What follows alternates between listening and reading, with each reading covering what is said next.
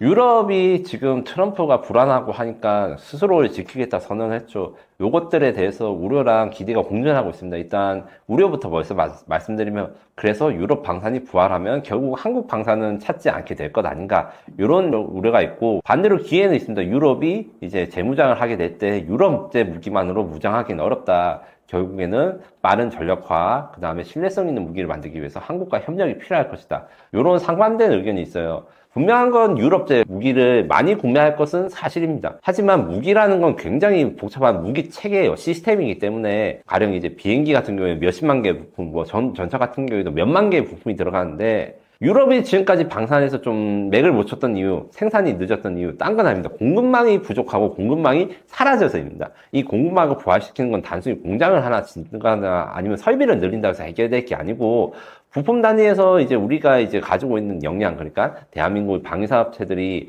이제 전차를 만들고 비행기를 만들고 하는데, 국산 전차에 국산 부품을 쓰고 있는 것이 국산 전차에만 쓰이지 않아요. 해외 무기나 유사 무기 체계도 쓰일 수 있기 때문에, 이 부분에서 유럽 방산의 부품 단위 혹은 구성품 단위 혹은 유럽과의 공동 개발 무기 체계를 통해 가지고 여전히 수출을 더 확대할 수 있는 기회가 있다라고 저는 생각하고 있습니다. 일단 트럼프가 대체로 이제 그 미국 유럽의 방위비가 낮다고 계속 비판을 하다가, 이제 유럽이 트럼프를 못 믿겠다로 좀 바꿔간 거죠. 상징적인 사건이 F-35 키 스위치 논란입니다. F-35는 세계 최고 성능을 가진 전투기로 우리도 지금 40대를 보유하고 있는데, 이 전투기는 스텔스라 해가지고 적을 레이더에 잡히지 않는 기능이 있어서 적진을 막 침투할 수 있거나 공중전에서 우위를 가질 수 있어서 굉장히 중요한 전투기예요. 그리고 팔리기도 많이 팔렸는데 문제가 생겼습니다. 트럼프 정부가 이렇게 못 믿는데 유럽 방위를 할 때 F-35를 하는 게 맞느냐? 이게 무슨 소리냐면, 트럼프가 만약에 유럽의 방위에 대해서 이제 좀 구멍을 뚫리거나 허점을 만들기 위해서 F-35를 작동 불능하게 시킬 수 있는 거 아니냐? F-35를 순간적으로 뭔가 버튼 하나만 누르면 작동을 다 정지시킬 수 있는 그런 기능이 있는 거 아니냐는 논란이 있어가지고, 지금 유럽은 아니지만 나토 국가인 캐나다, 포르투갈, 독일이 F-35 구매를 망설이고 있거나, 혹은 이거 재검토해야 되는 거 아닌가, 이렇게 지금 고민하고 있습니다. 독일 같은 경우에는 공식적으로 발표를 안 했지만 독일의 여론이 좀 좋지 않고, 포르투갈은 공식적으로 재검토하겠다고 발표를 했고, 캐나다도 이제 공식적으로 좀 F-35 계획을 취소해야 되나, 이런 이야기가 나오고 있는데,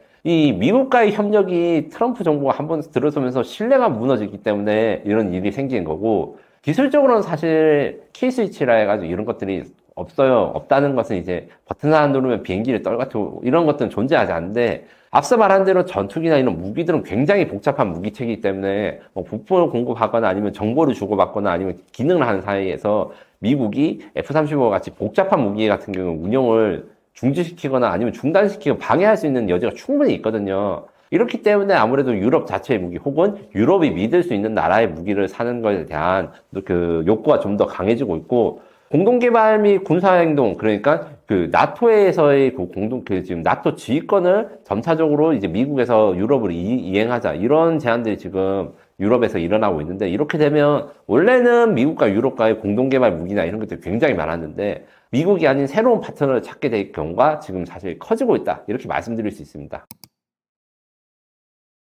2030년 목표로 돼 있었기 때문에 저는 이 질문에 대해서 현실적이지만 현실적이지 않다, 가능하지만 가능하지 않다라는 좀 알쏭달쏭한 말씀을 드릴 수밖에 없어요. 이거 천천히 설명을 드리면, 2030년 지금부터 5년 정도 걸린 기간에 유럽이 대규모의 공장이라든가 아니면 생산 능력 확보를 할 수는 있습니다. 5년이라는 시간 동안 이제 건설하거나 이런 건 가능하기 때문에, 문제는 앞서 말한 대로 무기 체계라는 건 굉장히 복잡하고 대규모로 잘 통합된 부품들이 있어야 되는데, 생산 라인을 확보했다 해가지고 이제 소총이나 폭탄 같은 단순한 무기가 아니라 좀 복잡한 무기들은 5년보다 훨씬 시간이 걸려요.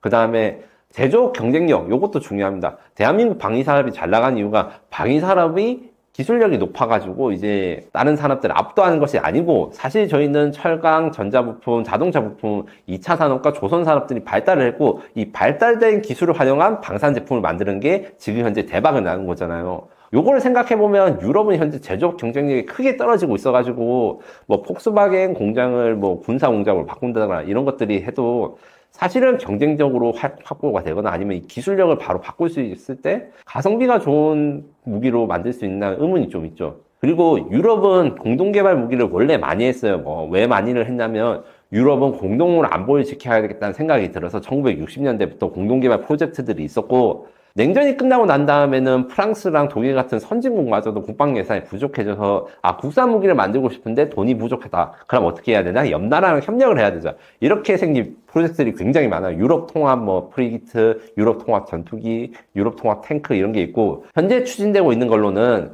FCAS라고 독일, 프랑스, 스페인이 함께하고 있는 차세대 전투기, 그 다음에 GCAP라고 영국, 이탈리아, 일본이 함께 참여한 차세대 전투기 있는데, 이 차세대 전투기도 원래는 영국과 독일이 합쳐서 하겠는데 이게 찢어져가지고, 왜냐면 이제 일감 물량이라든가 일정 같은 데 논란이 있어서 했고, 그 다음에 프랑스랑 독일이 차세대 전차 공동 개발해서 이게 만약에 되면 K2 전차의 수출을 굉장히 위협할 것이다. 이런 이야기가 있는데, 이것도 개발이 지지부진하고 협력을 어떻게 해야 될지 이야기를 하다가 결국에는 개념 모델만 많이 나오고 구체적으로 추진되지 못하고 있어요. 항상 지분 문제로 유럽은 유럽 통합 무기는 싸웁니다. 그런데 이제 여기에 가능하려면 유일한 방법은 해외 파트너, 즉 생산 능력이라든가 기술력을 가진 파트너나 합작하고 공동 생산을 해서 유럽 외에서 들어온 무기체계나 아니면 기능들을 통합하는 빠른 전력화가 됩니다. 실제로 이것들이 좀 지금 진행되고 있는 과정에 한국 사람들이 잘 접하지 못했던 뉴스가 하나 있어서 그걸 꼭 소개해드리고 싶은데요. 이탈리아 최대의 방위사업체 네오란으로는 얼마 전에 터키 바이락타라라는 회사 MOU를 맺었습니다.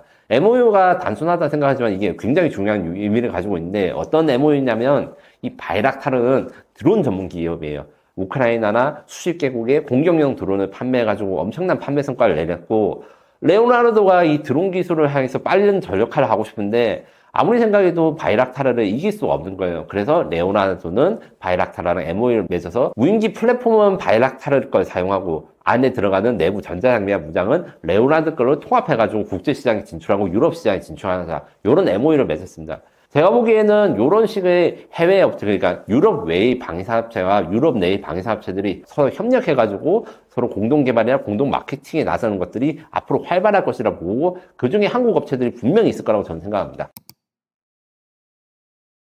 경계를 하고 있는 건 맞는데, 우리가 지금 사실 유튜브에서 제가 말하는 게 부끄럽긴 하지만 생각보다는 프랑스는 방산에 대해 자신감 있고 한국을 이길 수 있다고 아직도 생각하고 있어요. 다만 외국 언론들은 아무래도 유료 매체들이 많거든요. 근데 이런 유료 매체들은 파급력이 작습니다. 그러니까 유튜브나 기사가 되는 게 적은데, 프랑스의 메타 디펜스라는 군사 관련 미디어가 있어요. 요거는 좀 무료 콘텐츠라서 한국의 유튜버나 많은 분들이 그냥 공짜로 보시고 편하게 보시다 보니까 이게 파급력이 커지고, 이 매체가 한국 방산을 굉장히 경계하고 있습니다. 이 매체의 주장에 따르면 KF-21이나 K2 전차 같은 한국 방위산업 제품이 가성비가 너무 좋아서 프랑스의 수출을 막고 있다, 이런 것들을 기술적으로 막고 있는데, 프랑스에 지금 방위사업 종사하신 분들한테 물어보면 아직까지는 괜찮다. 왜냐하면 프랑스는 아무래도 많은 식민지를 거르고 방산 수출 역사 우리보다 훨씬 더 깊어요. 지금도 방산 수출 순위에서는 러시아라 거의 이기거나 비슷할 정도로 굉장히 방산 수출 잘하는 나라라서 한국을 아직 요 정도는 이길 수 있지, 요 정도로 생각하는 게 사실은 강하지만, 실제로 메타 디펜스 예측 중에서 제가 보기에 프랑스 사람들이 이렇게 생각할 만하다 한 부분이 몇 가지 있어요. 라팔 전투기가 지금 굉장히 잘 팔리고 있는데 경쟁자가 KF-21입니다. 근데 라팔과 KF-21은 공대공 무장과 공대지 무장을 거의 비슷한 걸 쓸 수 있는데, 성능과 유지비는 오히려 KF-21이 더 좋아요. 라팔은 스텔스 기능이 떨어지고, 근데 가격은 더 비싸요. 유지비가 더 비싸고. 그 다음에 잠수함 부분에서도 우리 장보고3랑 그냥 프랑스의 바라쿠다 재래식 추진, 요런 클래식 버전이라고 하는 것들이 경쟁을 해가지고, 네덜란드에서는 바라쿠다 잠수함이 이겼는데 지금 현재 폴란드나 이제 그 다음에 캐나다 잠수함 사업에서 한국의 장보고3와 경쟁을 하고 있는데, 한국의 장보고3와 달리 프랑스산 잠수함은 이게 예산 부족이랑 여러 가지 프랑스군이 지금 쓰지 않고 있기 때문에 실전 배치가 되지 않아서 한국 장보고3에 굉장히 위협을 느끼고 있다고 생각해요. 그래서 지금 현재 캐나다 잠수함의 경우에는 장보고3랑 독일의 212CD라는 잠수함이 지금 최종 후보로 나와서 경쟁을 하고 있어서 프랑스 방위사업이 위험하다 이렇게 하고 있고, KF-21에 대해서도 지금 라팔은 이제 KF-21보다 가성비가 떨어지니까 이제 성능으로 압도하자, 이런 걸로 해서 제가 앞서 말한 스페인, 독일, 프랑스가 개발 중인 FCAS, 요거는 5세대 전투기 아니라 6세대 전투기라서 4.5세대 전투기인 KF-21보다 전투 능력이 훨씬 높아요. 높은 건 좋은데 가격도 대충 지금 예상되기로는 최소 3천억 원 이상, 엄청나게 비싼 가격이고, 그 다음에 언제 개발이 끝날지 모르니까 이게 긴장이 되는 거죠. 그리고 독일과 프랑스의 차기 전차 개발도 지금 독일의 KNDS라는 방산업체, 그 다음에 프랑스 넥스터라는 회사가 서로 합작해서 차기 전차를 만들어서 흑표 전차 대신할 차세대 전차를 만들어서 이제 수출 시장에 내놓고 자국군도 쓰자는데 문제가 있어요. 독일에는 KNDS 말고 라인메탈, 요새 주식 들어보신 분들은 주식 많이 올랐다고 하는 방산업체가 또 다른 업체가 있는데 독일 업체들끼리 이제 경쟁을 하다 보니까 이 개발 계획이 계속 늦어지고 사실 독일은 단일한 팀이 돼가지고 우리 흑표 전차랑 경쟁하는 게 아니라 레오파르트 2랑 KF-51이라는 전차가 흑표 전차랑 경쟁을 하고 있는 거예요. 그리고 서로 싸우고 있는 거고. 그래서 통일이 돼가지고 세이즈를 하지 못하니까 아무래도 한국 방산에 대해서 위협을 많이 느끼고 있습니다. 반대로 그 하나오션이랑 현대, HD 현대중공업들이 지금 잠수함이라든가 그 수상한 사업에서 좀 따로 입찰을 하고 이럴 때는 유럽 업체들 입장에서는 걔네들 나라가 하나 합쳐져 가지고 세이즈를 해도 힘든데 따로따로 이렇게 세이즈를 하구나, 이러면 편한 상대지, 이렇게 생각하는 부분도 있습니다. 동유럽 국가들이 처음부터 한국산 무기를 선호했다고 보기는 어렵습니다. 지금 우크라이나 전쟁이 열리기 전 폴란드에 이미 K2 전차에 대한 제한을 우리가 들어간 적이 있었어요. 그런데 우크라이나 전쟁 전에 폴란드는 K2 전차에 대해서 이런저런 불평을 내놨습니다. 55톤 무장, 55톤이 K2 전차 무기인데 10톤을 늘려서 방어력이 더 향상된 버전을 요구한다. 그 다음에 이 장갑도 바꾸고 차체도 바꾸고 이렇게 해야 된다고 이것저것 요구를 하다가 우크라이나 전쟁이 터지니까 한국 말고 딴 데서 무기를 달라니까 몇 년이 걸린 거예요. 대신에 한국은 빠르게 배송 가능하다 해서 기본형, 그러니까 55톤형 기본형 K2를 도입해 보니까 정작 55톤형 K2를 폴란드는 처음에는 못 쓰겠다 했지만 실제로 써보니까 너무 좋은 거예요. 기동성이 좋고 민첩하고 전차로서의 성능이 굉장히 충분하기 때문에 자기들이 이럴 줄 알았으면 그냥 진작 살 걸, 이런 생각을 좀 했을 거예요. K9 자주포도 폴란드가 수입하는데 좀 과정이 있습니다. 폴란드는 크랩이라는 국산 자주포가 있고, 원래는 이 크랩 자주포는 K9 자주포랑 비견할 수 있는 라이벌 자주포고 K9과 싸워서 이길 수 있다, 이런 식으로 이야기를 많이 했었어요. 다만 이제 폴란드의 K 크랩 자주포는 어떻게 개발을 했냐면, 차체는 폴란드산 차체를 하고 이 포탑, 그러니까 포랑 장전 장비가 가진 거는 이제 영국의 기술 도입을 받아가지고 생산했는데, 차체가 문제가 생겨서 어떻게 하다가 이제 K9의 차체를 폴란드의 포탑에서 조립하면 이게 조립이 그대로 되는 거예요. 요걸 발견하고 일단 차체만 수입하겠다, 포탑은 그래도 국산을 쓸게, 이렇게 한 게 이제 우크라이나 전쟁 일어나기 전에 K9 차체 수출이 이제 100여 대 정도 일어났는데, 정작 우크라이나 전쟁이 일어나고 크랩 자주포를 이제 우크라이나의 군에 공여를 하니까 생긴 문제가 있었어요. 아무래도 이제 좀 기술력이 떨어지고 실제 신뢰성이 떨어졌다. 그래서 결국에는 포탑 말고, 포탑도 한국에서 들어온 K9을 완전한 완제품을 수입하자 해서 지금 현재 K9 전차가, 지금 현재 K9 자주포가 폴란드에 공급되고 있습니다. 이처럼 처음에는 한국산 무기에 좀 의구심을 가지거나 한국산 무기 이걸로 만족 못한다 해서 좀 이것저것 요구사항이 많았지만 실제로 써보니까 너무 좋아서 결국에는 한국산 오리지널 무기 체계가 수출되고 있다, 이렇게 이해하시면 됩니다. 현재 K방산이 수주 전망은 굉장히 밝고 유럽이 재무장의 경우가 단기적으로는 굉장히 수주의 기회가 될 수 있습니다. 그래서 저는 이제 항상 이야기할 때 2, 3년 정도는 견조한 성장이 예상된다고 하는데, 2, 3년 후에는 그렇게 어떻게 될 것인가 물으면 저는 사실 좀 고민이 돼요. 왜냐하면 장기적인 성장을 위해서는 한국 방산의 한계를 극복해야 됩니다. 한국 방산의 한계는 무엇인가? 세계 최고 성능이 아니라 가성비가 좋은 상품으로 계속 승부를 했는데, 이제 앞으로는 K2 전차 대신에 차세대 전차 K3, K9 자주포 대신에 차세대 자주포 K9A3, 차세대 무기 시장에서는 우리가 세계 최고의 성능을 맞추는 것을 증명을 하고 해야지 앞으로 한국 방산이 수십 년 동안 잘 나갈 수 있고, 그기 위해서는 막대한 R&D 투자가 필요합니다. 지금 현재 K2 전차나 K9 자주포, 이렇게 KF-21 이런 전투기들의 개발비는 전부 다 정부가 된 거예요. 정부가 R&D 예산을 줘가지고 몇조 원에, 몇천억 원에 달하는 예산을 하나라든가 한국우주산업에 지급하고, 이 업체는 정부에서 준 개발비로 개발을 하고 이게 수출도 되면서 이게 수익이 났는데, 현재 K방산이 잘 나가면서 방산 기업들의 이익률이나 잉여금이 높아진 것을 R&D에 다시 재투자를 해야 됩니다. 그렇지 않으면 시장에서 도태되기 때문에, 얼마 전에 하나에어로가 유상증자를 해가지고 지금 주가가 다소 떨어지고 있고, 하나에어로는 대신에 유상증자한 돈으로 이 부분과 저 부분에 투자해가지고 경쟁력을 높이겠다 했는데, 물론 유상증자는 주주 입장에서는 굉장히 슬픈 일이고 저도 좀 가급적 안 했으면 좋겠는 일이지만, 적어도 하나에어로의 유상증자의 항목 자체는 합리적인 내용이 있다. 요것들에 대해서 하나에어로가 이야기하는 대로 투자가 된다면 그래도 우리나라가 차세대 미래 먹거리 방산 수출 제품을 개발하는 데 도움이 될 것이라는 생각은 듭니다. 이제 착각을 하시면 안 되는 게 우리가 북한이 아니에요. 현무 미사일의 위력은 매우 강력하고 북한의 위협을 억제할 수 있습니다. 근데 우리는 북한처럼 무조건 무고한 인명을 대량 살상하는 목적이 아니라 북한의 핵심 군사 세력을 군사 장비를 파괴하고 무력화할 수 있는데 현무 미사일을 쓰고 있습니다. 이거 KMPR이라고 하는데 대량 응징 보복이라 하니까 평양 시민들 다 죽겠다 이런 비윤리적인 것이 아니고 북한이 다시는 반격하지 못하도록 북한의 군사 자산을 공격하겠다 이런 것이기 때문에 현무 미사일에 대해서 이제 이야기를 할 때 대량 살상이 중요한 게 아니라 핵심은 지하 관통력입니다. 현무 미사일의 경우에는 전 세계에서 가장 큰 탄도 위력을 가지고 있는데 여기 탄도 위력이나 폭약 같은 게 많은 사람을 죽이는 게 아니라 아주 깊은 곳의 표적, 지하 표적. 북한 같은 경우에는 이제 자신들이 이제 폭격당한 것을 알고 있기 때문에 지하에 지휘소를 넣거나 아니면 탄약고를 넣거나 하는데 그거를 없애기 위해서 하는 건데 탄도 중량 2톤이라고 하는 현무포는 이제 20m, 지하 20m 이상, 탄도 중량 8톤의 현무 파이브는 40m 이상 지하 관통을 해서 북한의 어지간한 지하 시설들을 다 파괴할 수 있어서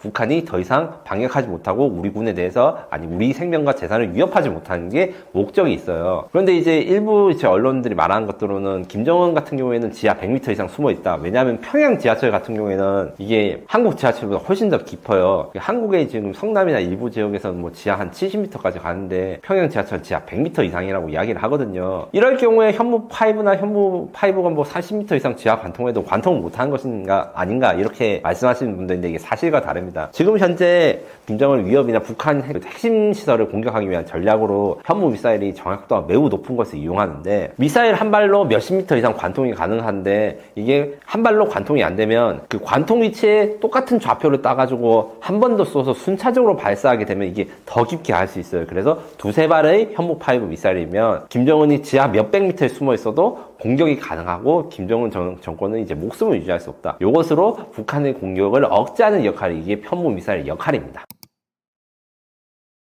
초토화라 해가지고 하는 게 이제 군사시설에 대한 초토화. 그러니까 북한이 우리나라에 대한 대량 살상 무기를 사용하지 못하게 만들 수 있는 충분한 능력이 있습니다. 현무 미사일 5A 탄도 위력은 F-15 한 대의 폭격과 동일하다. 그러니까 8톤 정도의 탄도 중량인데 8톤이 엄청나게 큰 게 아닐 수 있어요. 보통 이제 대규모 폭격을 했던 경우에 800톤에서 1000톤 이상을 폭탄을 쓰기 때문에 대신에 현무 미사일은 아주 빠르게 그러니까 공격이 시작되고 난 다음에 5분 이내에 반격을 가능할 수 있는 아주 빠른 대응이 가능한 무기라서 북한이 이제 한국에 대한 도발과 타격을 결심을 해가지고 시작되는 순간 그래서 우리가 정보가 운이 좋으면 이제 사전에 타격을 해가지고 아예 북한이 한 발의 미사일도 쏘지 못하도록 먼저 선제 타격을 할 수도 있고 만약에 선제 타격을 실패하게 된다라도 아주 짧은 시간 내에 반격이 가능하게 돼가지고 북한과의 군사시설을 초토화할 수 있고 그 다음에 현무 5 미사일의 8톤 중량을 지금 현재 연구되고 있는 걸로 어떤 이야기가 간다면 지하 관통 말고 이제 대규모 이제 억제 그러니까 평양에 대한 도시 기능을 마비시키는데 현무 5를 개조를 한다면 약 200발 정도의 현무 미사일이 개조된 것으로 전술핵 한 개의 위력을 가질 수 있다. 이것으로 북한 핵에 대해서 공포의 균형을 이루고자 하는 이론도 존재합니다. 평양 초토화 그러니까 현무 200발 1만 양탄설을 이제 전직 국방과학 연구소장님께서 말씀하실 때 고려사항이 있습니다. 우리가 이제 북한이 핵무기를 쓰기 때문에 우리가 위협을 받고 있고 북한 같은 경우에는 김정은이 핵을 보호하는 게 국가의 존재 목적이라 할 수 있는데 김정은만 있으면 북한이 남아야 할 수 있나? 그건 아니거든요. 아무리 북한이 독재 국가라 해도 평양에는 북한의 그 핵심 계층들과 핵심 기능들이 있기 때문에 평양이 기능을 마비하고 평양을 지도에서 사라지게 만들 수 있다고 생각하는 순간 평양에 이제 김정은의 그 측근들이라든가 이런 분 다 평양에 살고 있을 거니까 공격을 말릴 것이고 이것이 억제가 될 것이다. 이것들 때문에 논의된 게 현무 미사일 사용한 보복 전략을 한 거고 이게 한국형 KMPR 계획에 통합될 수 있을 것으로 생각합니다. 물론 이런 게 안 일어나긴 좋겠지만 북한한테 메시지를 전달하는 게 중요해요. 너희들 평양 사람들 중요하고 핵심 계층으로 해서 김정은을 보유하고 있지만 전쟁이 날 경우에는 너희들도 다 무사하지 못한다. 이런 메시지를 주고 이것이 곧 북한의 도발을 억제하는 효과가 날 것으로 기대하고 있습니다. 북한은 공격 무기 말고도 방어 무기에 대한 역량을 높이고 있기 때문에 번개5 배지1 같은 신형 미사일을 하고 3월 20일에도 이런 요격 미사일 시범을 김정은이 직접 참가했어요. 하지만 방어 미사일은 만들기 훨씬 어렵습니다. 한국의 천무2 LSM 천공2 한국의 천공2 LSM 같은 요격 미사일들은 복잡한 기동을 하는 미사일을 요격할 수 있도록 만들어져 있고 지속적으로 성능 개량을 하고 있어요. 곧 LSM2라고 해가지고 북한의 적어도 활공 탄도 미사일에 대한 요격 능력을 갖출 건데 현무 미사일 같은 경우에는 잘 알려지지 않았지만 북한 미사일보다 정확도도 높을 뿐만 아니라 요격을 회피하는 기술도 북한보다 훨씬 더 먼저 적용했어요. 지금 현무2C라든가 이런 주력 탄도 미사일 같은 경우에는 비행기가 탄도 탄 비행기라는 포물선 비행을 기본적으로 합니다. 이렇게 올라갔다 내려가는데 그냥 정해진 대로 올라갔다 내려가면 어디에 떨어질지 알 수도 있고 그 다음에 요격할 위치를 알기도 쉽지만 한번 고도로 이제 꺾어져가지고 변칙 기동을 수행하는 능력은 우리가 북한보다 먼저 개발했습니다. 크게 세 가지 부분에서 이제 독자 여러분들한테 소개해 줄 만한 내용이 있습니다. 현무5는 세계 최대의 재래식 탄도 미사일로 파이톤을 탄두를 가지고 있다는데 지금까지 알려지거나 지금 비밀로 하고 있는 건 많지만 아마도 현무6라고 할 수 있는 이 현무5 이상의 미사일들을 개발할 수 있거나 아니면 개발 중인 것으로 추정이 되고 있고요. 이거 같은 경우에는 지하 관통 능력을 물론 이제 대규모 이제 피해를 만들 수 있는 그러니까 평양에 대해서 전략적 억제를 할 수 있는 위력으로 만들 수 있을 거라고 예측이 됩니다. 또 현무 미사일만큼 중요한 게 KT-SSM이라고 하는 전술 탄도 미사일이고 요거는 사거리가 현무보다는 짧고 약간 작아요. 뭐 2톤 탄도에 500km, 300km 사거리인데 탄두 중량이 문제가 아니라 신형 KT-SM3 미사일이 지금 현재 개발된 거는 드론과 미사일을 결합한 신계열 미사일로 개발이 되고 있어요. 이게 어떻게 된 것이냐? 탄도 미사일 탄두에 폭발물이 아니라 공격 드론을 탑재해가지고 미사일이 발사해가지고 평양이나 중요한 상공에 떨어지면 거기서 드론을 발사합니다. 이 드론들은 자율적으로 적을 수색해가지고 대한민국 위협하는 탄도미사일 북한 발사되는 트럭 같은 데 실려서 이동하고 발사한 다음에 살아남으려고 막 도망치거든요. 드론 같은 미사일은 이런 거에서 공격이 어렵지만 드론은 스스로 표적을 추적해가지고 갈 수 있기 때문에 북한 미사일들이 어디에 숨든 다 찾아서 공격할 수 있는 이런 미사일을 지금 개발하고 있고 마지막으로 천무 미사일 경우에는 지대지 기능 그러니까 적의 포병진지나 아니면 지휘보를 타격한 기능으로 지금 만들고 있는데 CTM-MR이라는 걸 하나 에어로스페이스에서 최근 내놔서 수출형에 제한하고 있어요. 이거는 지대함 미사일 그러니까 천무 미사일의 그 탐색기라고 할 수 있는 거에 적외선 카메라를 답니다. 적외선 카메라를 달면 바닷속에서 띄어있는 그 배가 열이 발산하잖아요. 그 열을 추적해가지고 열 추적 미사일로 공격할 수 있는 대한 미사일인데 요거 같은 경우에는 가격은 저렴하면서 대량의 그 적 배, 함선에 대한 공격이 가능하므로 수출 시장에서도 지금 노르웨이 등 여러 국가에서 문의가 있는 걸로 알고 있고 국내에서도 이게 된다면 이제 유사시 우리나라 북한을 도우려고 하는 적국들의 함선 같은 걸로 공격하면서 우리가 이제 지대함 공격 능력을 확충할 수 있게 되는 거죠. 그래서 미사일의 정밀도가 높아질 뿐만 아니라 아예 새로운 개념의 탄두가 나오고 미사일 역할이 단순한 지대지에서 지대함, 지대공, 뭐 지대지 이렇게 여러 가지로 발전될 수 있는 게 우리나라 미사일 기술이라는 걸 꼭 말씀드리고 싶습니다. 네. 제가 K방사에 투자라는 책을 지금 이제 얼마 전에 내놔가지고 지금 있는데 K방사에 투자라는 책에서 사실 제가 금융 전문가는 아니고 군사 전문가랑 방위사업 전문가이기 때문에 뭐 금융 투자가 어떻게 된다 이렇게 말씀은 좀 드리기 어려워요. 다만